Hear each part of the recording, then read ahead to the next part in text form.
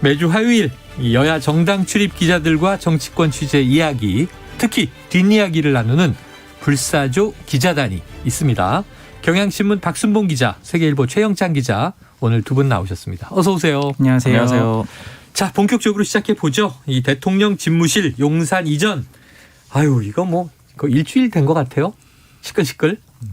지난주부터. 네, 그렇죠. 자, 최 기자님. 네. 뭐 어제 아침까지만 해도 청와대는 별다른 반대 입장 없었다. 심지어는 이제 협조하겠다. 이런 메시지가 나왔는데 보도가 됐어요. NSC 회의가 끝난 후에는 강한 우려. 사실상 반대 입장이 발표됐는데 조금 전에 이제 박수현 수석은 입장이 바뀐 건 아니다. 이렇게 얘기를 하고 있어요. 반대한 적 없다예요. 현재까지.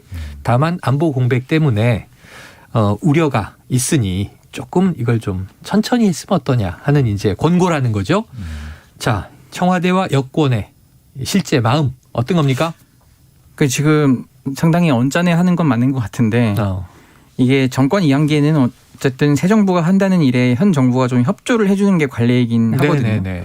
근데 이 문제는 지금 국가 안보 상황이랑 실제로 상당 부분 엮여 있기 때문에 간단하게 그래 그렇게 해 이렇게 도와줄 수 있는 건 아니라는 거거든요. 쉽진 않다. 근데 지금 어쨌든 오늘 아침에도 이제 국방위를 제가 좀 보다 왔는데 네네. 어때요?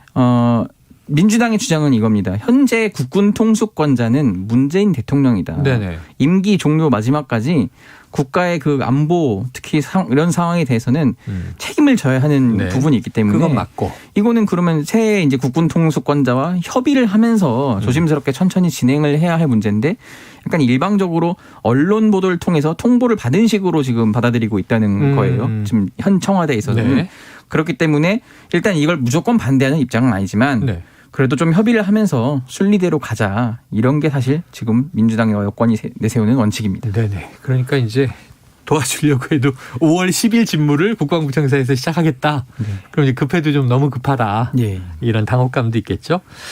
자, 박 기자님, 여기에 대해서 윤 당선인 측 청와대를 향해서 오늘 나온 얘기죠. 일할 수 있게 도와달라. 난관이 있다고 개혁을 우회하지는 않는다. 이런 입장 냈는데 이 당선인 쪽 인수위 속내는 뭡니까? 일단은 아침에 김은혜 당선인 대변인이 그런 표현을 썼거든요. 일할 수 있게 도와주십시오. 네. 그래가지고 저도 사실은 이제 기사를 작성하는 중이었고 일부 기사는 이제 발언이 나오면 바로바로 기사들이 나오잖아요. 네네. 일부 기사는 해석이 이게 바로 용산 이전 문제에 대해서 언급을 한 것이다 이렇게 해석을 달았거든요. 그러니까 즉 사무실이 없으니까 일할 수 있게 도와달라 네. 이런 식으로 표현을 썼다라는 거죠. 근데 금방 바로 이 대변인실에서 입장문이 나왔는데 이게 용산 이전 척구와는 관련이 안 돼 있는 그런 문구다라고 해명문이 나왔어요. 그러니까 그런 식으로 해석을 한 보도는 맞지 않고 네. 국민 민생에 집중할 수 있게 해달라는 취지다 이렇게 입장문이 나왔거든요. 네네. 근데 이제 이걸 보면 어떤 의미를 알 수가 있냐면 그러니까 그만큼 이게 더 이상 확전으로 가는 건 좀 원치 않는다. 이런 것들은 하나 좀 짚어볼 수가 있을 것 같아요. 그러니까 더 이상 양쪽이 좀 갈등하는 서로 경쟁하는 뭐 그런 구도로 가는 건 좀 원치 않는다라고 볼 수가 있고 그리고 이제 그보다는 저는 좀 김은혜 대변인의 발언 중에 주목을 했던 게 이런 발언들이 있었습니다. 저희는 무서운 세입자가 아닙니다. 네네. 주무시는 분을 우리가 어떻게 나가라고 하겠느냐. 이제 이런 표현들을 썼는데 이거는 용산 이전과 관련된 이 발언이 명확히 맞잖아요. 네. 왜 이런 얘기를 하는 것이냐 이걸 좀 짚어봐야 되는데 일단 공약 이행을 하지 못하게 될 경우에 만약에 그 책임이 청와대에 있다라는 점을 강조를 한 거고요. 특히나 여론전에 좀 집중하는 걸로 볼 수가 있습니다. 네. 그러니까 이 표현들을 보면 사실 당선인 쪽이 상대적인 약자로 그렇게 좀 표현이 되는 내용들이잖아요. 그러니까 즉 문재인 대통령이 물러나주지 않으면 양해해주지 않으면은 이게 해주기가 할 수가 없는 상태다 이런 점을 좀 강조한 거거든요. 그러니까 이렇게 될 수밖에 없는 게 사실 윤석열 당선인 쪽에서 남은 카드가 지금 여론전밖에 없는 카드예요. 왜냐하면 이 용산 이전이라는 문제가 여러 번 좀 갈팡질팡하고 우여곡절도 겪은 끝에 여기까지 왔잖아요. 원래 처음에는 광화문 대통령 시대를 열겠다라고 했었고 어느 정도 검토를 마쳤다라고 했는데 실제 당선인이 당선된 이후에는 광화문이 좀 현실적인 어려움이 있다라는 얘기들이 나왔고 사실 당내에서도 반발 여론들이 좀 있었죠. 그리고 또 용산을 검토하는 과정도 좀 졸속으로 하는 게 아니냐 이런 지적들을 받았던 거고 워낙 여론이 안 좋은 상태에서 일종의 필살기라고 할까요? 윤석열 당선인이 직접 기자회견을 해가지고 이 당위성을 좀 얘기를 하고 이렇게 해서 돌파를 한 그림이란 말이에요. 네. 한 고비를 겨우겨우 넘은 상황인데 예상치 못한 복병이 등장을 한 거라서 지금은 이제 남은 카드가 없는 겁니다. 그렇기 때문에 이제 여론전으로 돌아가는 그런 그림이라고 봐야 될 것 같아요. 자, 여론전이다. 그런데 이게 그러면 결국 싸우는 거 아니냐 이런 얘기가 나올 수 있는데 우리가 더 약자예요 하는 여론전으로 해석을 해주셨습니다. 자, 조금 전에 이 박수현 국민소통 수석 이 언론에 약간의 이제 불편함을 보였어요. 신구 권력 충돌이다 이렇게 많이들 이제 보도를 했는데 왜 이렇게 표현하는지 모르겠다. 오해다. 신구 권력 충돌 아니다. 이견이 있는 것이고 이건 협의를 통해서 충분히 좁힐 수 있다. 최 기자님, 네. 어떻게 봐야 됩니까? 충돌 아닙니까? 아니 뭐 언론에서는 그렇게 표현할 수밖에 없는 게 있고 네네. 제3자가 볼 때는 지금 새 정부에서 뭐 이렇게 하겠다고 했는데 현 정부에서는 좀 난색을 표한 건 사실이잖아요. 네네네. 뭐 사전적 의미로 충돌이 아니라고 하기도 조금 어려운 측면이 있습니다. 네. 이견 표출. 네, 이견 표출인데 뭐 그것도 네. 하나의 큰 범주에서 충돌이라고 볼 수 네네. 있는데 그만큼 이걸 지금 막 그 새 정부와 정권을 그 이양기에 있어서의 좀 갈등이나 이런 거를 네. 윤석열 당선인 측뿐만 아니라 청와대에서도 사실 부담스럽긴 네네. 하다. 그렇죠. 이제 집을 이제 비워줘야 하는 마당에 또 여당도 이제 지방선거를 또 앞두고 있잖아요. 뭐 여러 그런 변수들이 있기 때문에 그런 걸 충돌 이런 좀 단어가 좀 강하게 느껴지기 네네네. 때문에 이런 건 최대한 피하고 싶어하는 눈치다. 네네. 근데 사실 이제 말씀하셨지만 저도 생각이 드는 게 이게 충돌이라는 표현을 쓰지 않긴 좀 어려운 상황인 건 사실인 그래요? 것 같아요. 이게 네네. 왜냐면은 용산 이전 문제 같은 경우에는 윤석열 당선인의 제일 과제이기도 하고요. 사실 당선인이 실제로 일단 직무를 시작하기 전부터 가장 네. 먼저 내놓은 그런 안건이잖아요. 1호 사업 이렇게 돼 있죠. 여기에서 일종의 어쨌든 뭐 충돌이랄까요, 의견 차이가 나타난 상황이고 사실 그리고 이것만 있는 게 아니잖아요. 그러니까 앞서서 원래 지난주에 3월 16일에 점심 식사를 같이 하기로 네네. 돼 있었단 말이에요. 무산될 때. 근데 당일에 취소가 됐는데 이게 사실은 거의 정상 간의 만남이라고 볼 수가 있잖아요. 그렇죠. 전 대통령과 그렇죠. 이제 그 현 대통령과 신구 차기 정상입니다. 그렇죠. 정상이 만나게 되는 건데 정상 간의 약속이 당일에 취소가 된다? 아마 굉장히 상상하기 어려운 일일 맞습니다. 거예요. 다른 네. 나라와 이렇게 관계를 생각한다면은요. 그 얘기는 지금 공식적으로 양측이 어떤 문제 때문에 안 됐다라고 밝히진 않았지만 굉장히 엄청난 이견이 그 안에 깔려 있다라고 볼 수가 있는 네. 거잖아요. 네. 뭐 지금 추정이 되는 거는 이명박 전 대통령의 사면. 특별 사면 문제라든가 아니면 공공기관 등의 인사권 문제라든가 네. 이런 것들이 거론이 되고 있는데 어찌됐든 이 정도로 갈등이 좀 표출이 됐기 때문에 이거를 갈등이 아니다라고 말하기는 좀 네네네. 쉽지는 않을 것 같습니다. 네, 딱 중간에 있어요. 뭐냐면 이 견해 차이가 있다. 이게 상당히 순화된 표현이고 네. 충돌 그럼 센 표현이고 딱 중간에 지금 갈등인 건 맞는 거죠. 이 이견이 안 풀리고 있으니까 갈등이다 이렇게 보여집니다. 자, 이제 이 양쪽에서 언론전 펴고 있어요. 윤석열 당선인 측 오늘 아침 라디오에서 청와대가 요청하면 가서 안보 공백 해결 방법을 설명드리겠다 이렇게까지 얘기를 했어요. 그러면 만나서 설명을 주고받고 그런 생각이셨군요. 우리 쪽 생각이 이렇습니다. 하고 절충안을 만들면 요거 일단락 될 수 있는 거 아니에요? 어떻게 보세요? 당연히 이제 말씀하신 대로 이상적으로 착착 진행이 된다면은 일단락이 될 수가 있고 그럴 가능성이 아예 없는 것도 물론 네네. 아닙니다. 그렇긴 한데 지금 상황을 사실 요약을 해보자면은 이렇게 볼 수가 있어요. 지금 표현은 그렇지만 양쪽 입장이 한번 이제 의견 차이를 겪고 약속이 깨진 다음에 서로 전화로 얘기하는 거죠. 얘기하면 들어줄게. 너가 어떤 의견인지 정리해가지고 알려줘. 이렇게 서로 간에 얘기하고 있는 네네네네. 상황이거든요. 그러니까 좋은 상황이라고 볼 수는 없는 거고요. 네, 네. 그리고 아까 말씀드렸던 대로 지금 여러 가지 문제들이 중첩이 돼 있잖아요. 그러니까 그렇기 때문에 지금 종합적으로 양상이 좋지는 않다 이렇게 볼 수가 있고 그래서 이제 제가 계속 말씀드렸던 게 사실 오늘 이제 박수현 수석 같은 경우에도 여러 이 라디오라든가 방송 인터뷰를 열심히 하고 있거든요. 네, 맞습니다. 이게 결국에는 여론전으로 갈 수밖에 없는 거예요. 그러니까 서로 입장 차이가 있는데 여론의 추이를 보고 어디가 좀 더 어디에 국민들이 손을 들어주느냐 이걸 굉장히 기민하게 반응을 하면서 갈 거고요. 특히 다만 그럼에도 불구하고 시간이 이제 뭐 예를 들자면 인수위가 남은 시간이 한 50일 정도 되고 네. 그리고 어찌됐든 간에 계속해서 갈등하는 국면으로 끌어갈 수는 없거든요. 그러니까 정리를 하는 문재인 대통령의 입장이나 새로 시작하는 윤석열 당선인의 입장에서 모두 그렇기 때문에 예. 이게 무기한 평행선으로 갈 수는 없기 때문에 여론 추이를 살피다가 이제 어느 한쪽이나 혹은 뭐 양쪽이 동시에 양보하는 그림은 나올 거라고 추측은 하고 있습니다. 자, 이 양보와 절충이 언제 나오느냐. 이 박수현 수석 대변인, 수석, 국민소통 수석 얘기를 아까 들어보면 여론전이라는 게 지난주엔 셌잖아요. 사면할 수밖에 없을 것. 김경수 전 지사까지 뭐 포함시킬 것. 네. 100% 이런 얘기 여론전이었는데 이번 주는 서로 갈등 아닙니다예요. 맞습니다. 지금 네. 청와대는 반대 안 했어요. 그다음에 저희 목리 아닙니다. 이거 거부하는 거 아니에요. 협조를 최대한 하려고 하는데 지금 안보 공백 있는데 저쪽은 없다고 하시네. 설명을 좀 부탁드립니다. 지금 이런 분위기거든요. 자, 청와대 설명. 오해이기 때문에 문 대통령과 윤 당선인이 만나면 해결될 일 같다. 저 최 기자님 언제쯤 만날 것 같아요? 저는 생각보다 그래도 꽤 빨리 만날 수 있지 않을까 싶긴 한데 이번 주? 저도 이번 주 안에 조심스럽게 좀 잡히지 전망이, 않을까? 예, 잡힐 것 같은데 왜냐면은 그렇다고 지금 일주일 지난주 화요일 수요일이었나요? 근데 네네네. 일주일 이상 이렇게 미뤄지고 하는 게 양측 모두 이렇게 좋아 보이진 않거든요. 10일 관례를 깼다. 예. 13일째. 어쨌든 만나긴 만나야 할 거라서 뭐 또 만나게 되면 극적으로 극적으로. 빨리, 예, 일이 처리될 수도 있을 것 같습니다. 자, 어쨌든 최 기자님은 좀 이제 금주내. 혹시 박 기자님은 어떻게 의견하세요? 저도 이거 일정은 뭐 전혀 예측이 안 되는데 이번 주 좀 말이 극적으로 되거나 아니면 다음 주 초쯤에 다음 주 되지 초? 않을까. 이제 네. 어쨌든 저도 근거는 비슷합니다. 최 기자님이 얘기한 대로 이게 지금 국민 여론을 딱 어떻게 좀 정리해서 보기는 어렵겠지만 사실 이제 주변에서 제가 느끼기에는 양쪽 다 왜 그렇게까지 하지? 이런 식의 네네. 반응들이 꽤 많이 있거든요. 맞습니다. 그러니까 양쪽 다 욕을 먹고 있는 상황이기 때문에 둘 다 해결을 하려고 하지 않겠느냐 이렇게 좀 추정만 해봅니다. 다 네. 부담일 수밖에 없다. 네. 아이고 지금 49일 남았는데요. 이렇게 가면 5월 10일 이 취임식 때 만날 수는 없잖아요. 그렇죠. 그 전에 또 한 번 만나도 그렇고 사실은 여러 차례 만날 수도 있는 건데. 자, 대통령 집무실 이전 줄다리기.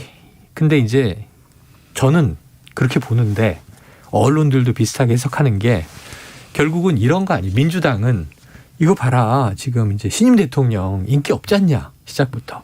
취임덕 이런 표현 나오고. 그다음에 저쪽은 이거 항전이다. 항전선언 이런 얘기 나오고. 이게 지방선거가 있으니까 또 선거가 전쟁이지 않습니까? 그래서 이런 거 아닌가 싶은데 그 배경에 깔려 있나요? 근데 이제 이거를 꼭 이것 때문이다라고 단정은 할 수는 없는데 물론 지방선거가 71일 남은 상황에서 네. 이 문제가 아예 고려가 안 된다라고도 또 할 수는 없는 네. 상황이에요. 근데 그렇다고 이걸 우리가 뭐 대놓고 이거 지방선거 이기려면 이게 더 막 크게 가야 돼 이렇게 말하진 않죠. 당연히 민주당도. 근데 다만 민주당에서 보고 있는 거는 이건 이제 시작이잖아요. 근데 윤석열 당선인의 이런 소통 방식이 굉장히 일방통행적이다 또는 뭐 불통이다 뭐 이런 식으로 좀 지적을 하는데 네네. 이런 사례가 이제 계속 나올 수밖에 없다는 거예요. 근데 청와대 이전뿐만 아니라 여성가족부 폐지 문제에 있어서도 산적해 있는 정부조직법을 과제들이 어쨌든 지금 국회에서 통과를 시켜줘야 되는 네. 문제인데 그거를 제대로 야당이 될 민주당과 협의 없이 약간 좀 윽박지르기 식으로 가면은 이거는 정권 초반부터 국민들 보기에 윤석열 당선인 좀 기대하고 뽑아놨는데 이거 좀 아닌 것 같다. 바로 이런 판단이 들 수도 있다는 거예요. 어쨌든 그런 사례가 축적되고 그런 프레임으로 딱 지방선거에 들고 나오면은 그래도 해볼만 하다 이런 분위기가 은근히 깔려 있긴 한 것 같습니다. 그래요. 지금 그 말씀하시니까 윤석열 당선인이 지금 집무실 문제도 조금 천천히 검토하면 큰 무리가 없었을 것을 좀 밀어붙이기 식으로 가는 거 아니냐. 그런데 다들 궁금해하는 게 자, 청와대로 들어갈 가능성은 제로다. 김은혜 대변인. 그다음에 어쨌든 또 통이동에서 그냥 직무 보겠다. 네. 그럼 용산의 국방부가 정리되고 신청사의 대통령이 들어가기 전까지는 청와대 안 들어가고 통이동에서 직무한다. 5월 10일 이후에. 예. 이런 게 너무 이례적인 일이라 왜 청와대는 하루도 못 있겠다는 거냐. 용산 이전을 왜 이 정도까지 고집하느냐. 이건 좀 이상하다. 이런 의견들도 있어요. 네. 이유가 좀 있습니까? 네, 일단 뭐 표면적으로는 공약 이행을 하겠다라는 그런 취지라고 네네. 지금 김은혜 대변인이 계속해서 설명을 하고 있고요. 네. 그 이제 나머지는 좀 취재를 해보고 또 이제 분석을 해본 내용을 좀 말씀을 드리자면은 일단 지금 윤석열 당선인 입장에서 제 1의 과제라고 말씀을 드렸잖아요. 이제 가장 중요한 과제이기도 하고요. 그리고 사실 지금 문재인 대통령 혹은 이제 청와대에서 약간의 제동을 걸어가지고 쉽지 않아진 면이 있긴 하지만 윤석열 당선인 자체적으로 해낼 수 있는 몇 개 안 되는 과제 중에 하나예요. 이게 어떤 의미냐면 사실 이제 본격적으로 임기가 시작이 되면은 여소야대 국면이잖아요. 네. 이 여소야대 국면에서 가장 단적으로 예를 들자면은 윤석열 당선인이 당내 반발이 나왔음에도 불구하고 하겠다라고 했던 것들 중에 하나가 여성가족부 폐지 이거거든요. 네. 네. 근데 이거 실제로 할 수 있겠느냐라고 하면은 지금 완전히 물음표입니다. 사실은 네. 안 될 거라고 더 높게 가능성을 보게 되는 게 국회에서 정부 조직법을 개정을 해야 되는데 네. 지금 민주당은 반대 입장이잖아요. 뭐 다수당이고. 대표적으로 박지원 비대위원장이 있는 상황이고 네, 네. 이런 상황에서 될 가능성이 거의 없단 말이에요. 뭐 이외에도 여러 가지 안건들이 있는데 대체로 다 임기 시작하고 해낼 수 있을까라고 보면은 할 수 없는 것들이 대부분이에요. 이렇게 되면은 결국 윤석열 당선인이 구체적으로 자신이 약속했던 것들 중에 이행해낼 수 있는 것 하나, 이거 반드시 지킬 수 있다라는 거 하나 요기에 될 수가 있는 네, 거고 네. 그리고 굉장히 가시적인 성과로 내세울 수 있는 그런 면이 한 가지가 있거든요. 이건 반드시 각오하고 넘어가야 된다라는 그런 분위기가 있고 그리고 국민의힘 내부 얘기를 들어보면 사실 이런 상황에 대해서는 어느 정도 인지를 예전부터 하고 있어요. 이건 대선 국면 전부터 알고 있었는데 근데 이제 결국 어떻게 되냐면 그렇다면은 이 정부가 잘 운영이 안 되는 모습이 보이게 될 거고 추진 과제들이 좀 막히게 될 텐데 그렇게 되면 국민들이 예를 들자면은 당장 지방선거에서 지방 권력을 좀 회복을 시켜줄 것이고 그러니까 국민의힘 입장에서입니다. 그리고 네. 국민의힘 입장에서 또 총선이 2년 뒤에 오면은 의회 권력을 국민의힘 입장에서 정상화를 시켜주고 이런 과정이 일어날 거라고 보는 거예요. 네. 그러니까 즉 현재 여당이 발목 잡기를 하는 그런 그림을 만들어낼 수 있다라고 보는 거거든요. 이게 어떻게거나 이제 그런 그림을 가기 전에 해낼 수 있는 사실상의 거의 유일한 그런 안건이란 측면이 하나가 있고 이제 또 하나 볼 수 있는 게 사실 윤석열 정부의 이 태생이 반문이라고 볼 수가 있잖아요. 그러니까 뭐 소위 말하면 이제 반문재인으로 인해서 탄생이 네네. 된 그런 반문연대 정부인데 이런 얘기도 했고 네. 정권 심판론으로 여기까지 왔죠. 그래서 이제 윤석열 정부만의 어떤 가치나 철학을 좀 따져보면은 많이 없어요. 예를 들면 정부의 어떤 경제 운영 같은 것들을 봤을 때 문재인 정부는 뭐 이 평가에 대해서는 다 다르겠지만 예를 들면 소득 주도 성장이 있었고요. 아니면 박근혜 정부는 뭐 경제 민주화 이런 것들이 경제민주화. 있었거든요. 근데 지금 윤석열 정부 하면 딱 잡히는 그런 뚜렷한 가치 같은 것들은 아직 없습니다. 그러니까 이런 상황에서 내세울 수 있는 거, 소통을 강조한 이 탈청와대 행보 이런 것들은 반드시 잡고 가야 된다라는 그런 기류가 있습니다. 그래요. 자, 지금 청취자분들도 의견이 갑론을 박입니다. 이게 이제 정권 교체기 과도기이기 때문에. 자, 김성식님은요. 두 사람 차라리 만나지 말고 나갈 때 말없이 깨끗하게 물러나길 바랍니다. 제발 안보 공백 핑계 대지 말고요. 현 정부에 대해서 아주 비판적인 입장이시고 또 김지성님은 인수위 측이 공약 이행 의지를 언론에 이렇다 저렇다 얘기하는 게 이해가 안 가요. 전 정부에 협의 안 해줘서 못한다는 건 핑계대는 것 같고 실질적인 협의를 이끌어내고 결과를 보여줬으면 합니다. 이건 조금 이제 조율을 하시라 또 이런 입장이고 김성식님 말씀은 무섭네요. 만나지 말고 그냥 나가라. 그럼 안 됩니다. 만나야 됩니다. 그렇죠. 어떻게든지. 자, 어제 윤당선인 정경련을 포함해서 이게 경제 6단체를 만났습니다. 네. 공무원이 갑질하면 바로 전화하라. 이렇게 한 말이 화제가 됐는데요. 아까 말씀하셨듯이 뭐 시그니처가 되는 딱 경제 정책 공약에 이름 붙어 있지는 않고 네. 저도 이게 좀 큰 게 늘 이렇게 얘기를 이제 하셨어요. 윤 후보가 후보 시절에도 자유민주주의와 시장 경제. 맞습니다. 예. 이거는 사실 보편적인 얘기잖아요. 네. 특수한 게 아니라. 근데 공무원이 갑질하면 바로 전화하라. 이게 화제가 됐는데 향후 경제 행보를 좀 예고한 부분이 어제 나왔습니까? 네.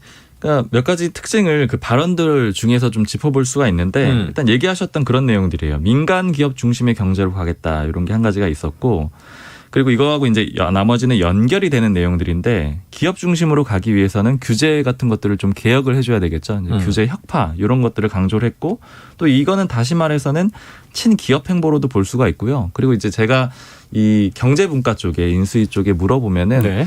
어떤 그 경제 그런 뭐 시그니처라든가 이런 게 있느냐 이렇게 물어봤을 때 좀 그래도 얘기를 들은 거는 작은 정부론을 좀 하려고 한다. 이제 시장 네네. 경제를 좀 얘기를 했으니까요. 예. 이제 그런 쪽에 좀 무게는 있는 상황이고요.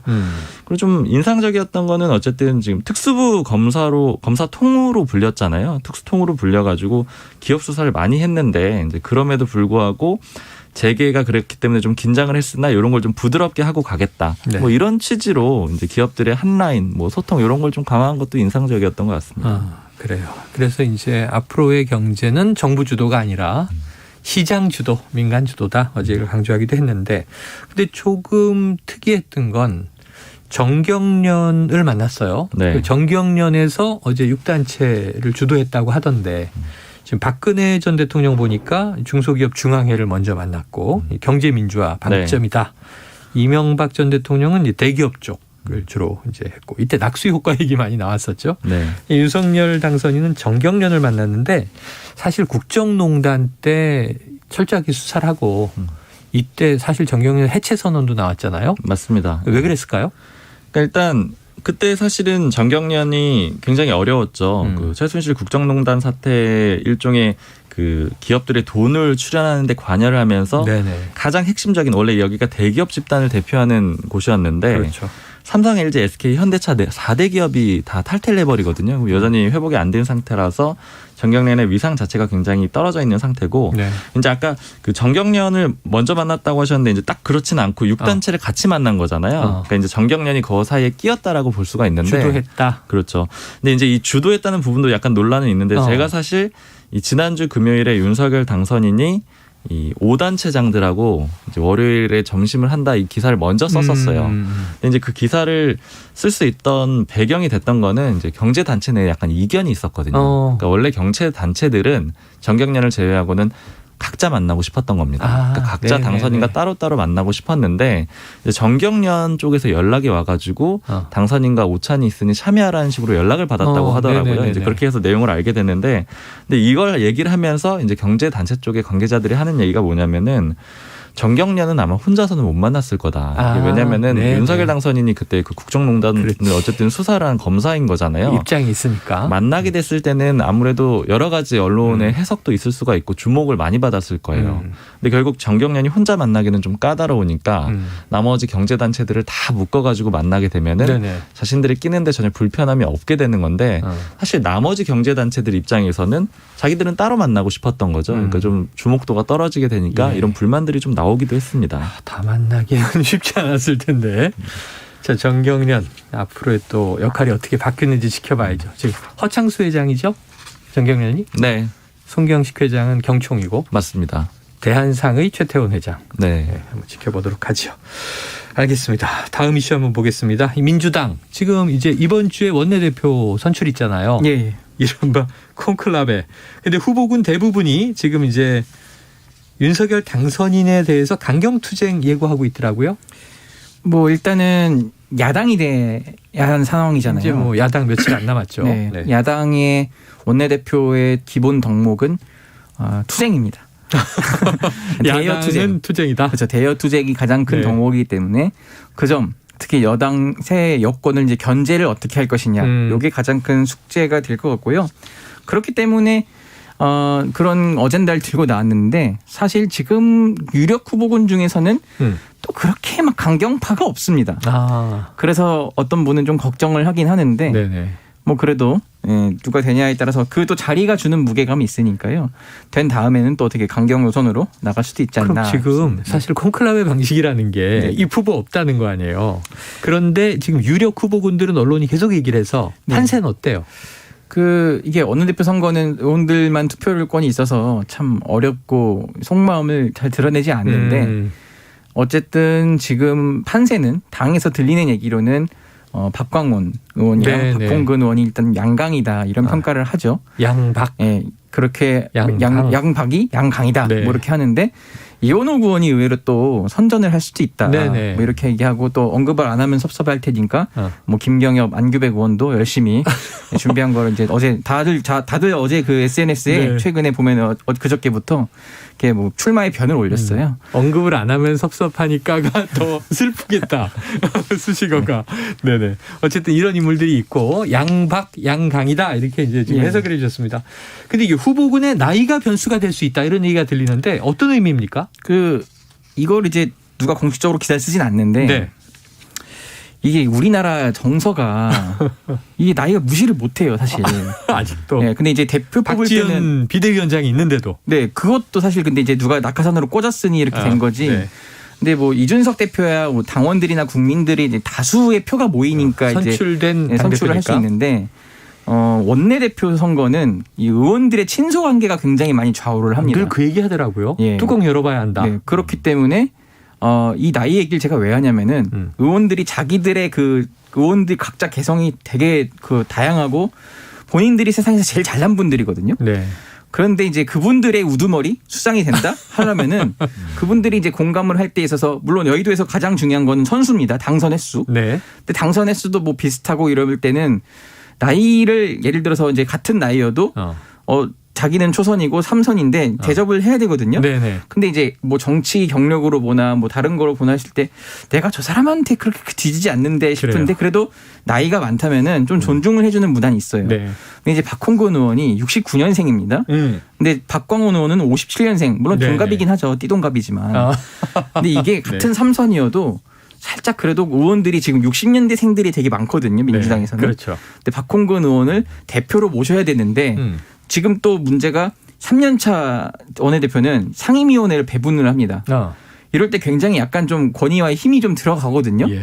그럴 때 좀 카리스마를 발휘하고 그래야 되는데 물론 이제 선출이 되긴 했겠지만은 그 원내대표의 그런 말을 잘 들어야 되는데 이게 또 의원들이 좀 불편한 게 없다고 할 수는 네. 없어요. 그렇죠. 네, 그것 때문에 이게 약간은 좀 변수가 될 수도 있다 네. 이렇게 보고 있습니다. 사실은 뭐 86 용태론도 나오고 그러면 네. 요즘부터 나이가 많은 게 미덕이 아니라 좀 뒤에 앉아 계시죠. 뭐 이런 경우도 있으니까. 네. 하지만 이제 파워와 권위가 좀 필요하다. 알겠습니다. 자, 그럼 두 분한테 뭐 오늘의 예언을 좀 받아볼게요. 이틀 후에 나오는데 지금 여러 명 쭉 인물이 나왔고 뭐 또 다크호스가 있을 수도 있는데 자, 박 기자님. 네. 이게 뭐 여당 상황이긴 하지만 내일 모레 누가 원내대표 될까요? 요건 전 정말 얘기 안 할게요. 왜냐면은 저는 정말 근거가 약하기 때문에 네네네. 너무 찍는 거고 그러면은 영향 거의 없겠지만 또 선거에 영향을 줄 수가 있으니까 저는 이 부분 선거에 영향을 줄 수 있다? 야, 상당히 이제 본인의 영향력을 발신하고 계십니다. 죄송합니다. 영향 없습니다. 최 기자님은요? 저는 이제 뭐 지금 살짝 얘기 중에 네. 박광원 의원에게 무게가 실렸어요. 티가 났나요? 네, 네. 그렇게 보이는데 네. 그것도 그건데 지금 그 당원분들 중에서 네. 특히 이재명 후보를 지지하는 분들이 좀 많이 화가 나 있어서 뭐 의원들한테 문자 폭탄을 보내는 경우가 있다고 해요. 네네네. 지난주에도. 근데 이게 사실 조금 다르게 생각을 하셔야 될 게 이분들이 실제 투표권이 있는데 그 문자 폭탄을 받았다고 그대로 투표를 안 하고 오히려 왜 이러지 하면서 반감이 네네. 생길 수가 있다는 거예요. 어떤 의원이. 그렇기 때문에 그게 오히려 그분을 도와주려고 한 거지만은 오히려 독이 될 수 있다. 독이 될 수 있다. 저는 이렇게 좀 말씀을 드리고 싶습니다. 지켜보도록 하고 내일 모레 민주당 원내대표 선출 그 이후 전국을 또 다음 주에 논해보도록 하죠. 자, 최평과 불사조 기자단 박순봉 경향신문 기자 최영창 세계일보 기자와 함께했습니다. 고맙습니다. 감사합니다. 감사합니다.